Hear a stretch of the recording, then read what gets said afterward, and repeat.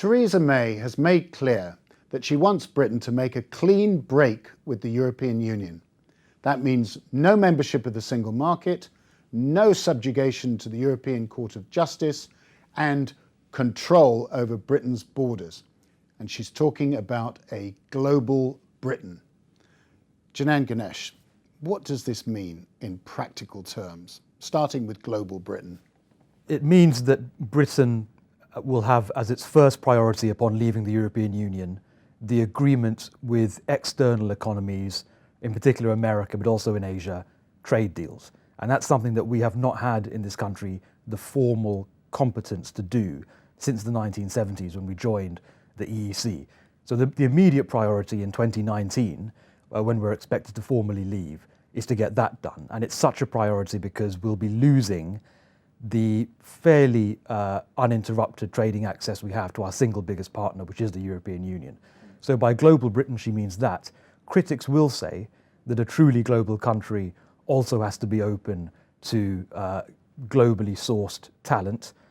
London is full of it, and her view on that seems to be much less global, much more conservative, much more restrictions on immigration. Well, that's the interesting contradiction, isn't it? That Mrs. May puts immigration right at the top of the agenda, and the sort of city of London will look after itself. Yeah, and it's so far up the agenda, it's so underlined as the number one negotiating item for her in these EU exit talks, that it implies leaving the single market, it implies ultimately leaving the customs union as well. And this is something she's been hinting for about 6 months without people taking her seriously or wanting to take her seriously. Well, you took her seriously. Well, I think when she says it for the 7th or 8th time in an interview, you begin to think, well, actually, she means it. When she says it in a speech to the Conservative Party conference back in October, you have to take her seriously.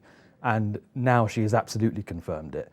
And I'm surprised at how far she has gone, actually. To say that Britain will not retain bits of membership, to say we do not want partial access, to say we won't be half in and half out. That's quite a lot of stuff to rule out. Could be a negotiating tactic?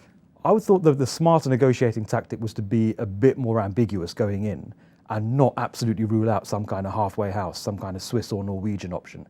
Even if you don't particularly desire that as your ultimate dream, to rule it out in advance limits her options. Does that tell you something about pressures within the party and indeed whole sections of the British press that have stood up and said betrayal if there's any suggestion that we're still sort of halfway in? Yeah, I think it says something about the pressure on her from other Conservatives who absolutely want to leave entirely, pressure from the media, but we underestimate how much she herself believes this stuff. She did campaign to stay in the European Union, and that has clouded a lot of people's judgment as to her underlying view of the world. She is a much more conservative Prime Minister on issues like immigration and the disrupting effects of trade than we've had really during my lifetime.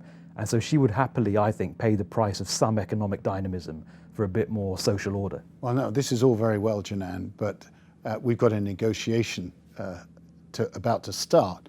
And this will very much depend on what the 27 EU countries are going to do. Now, you've written that the Brits often misread Europe and they think that, a bit like Donald Trump, once Britain leaves and others will leave and this project is about to fall apart. I think this country has underestimated the emotional commitment on the continent behind European integration really since the beginning, since just after World War II. We didn't think the coal and steel community would happen. We didn't think the formal common market would happen. We didn't think the single currency would happen.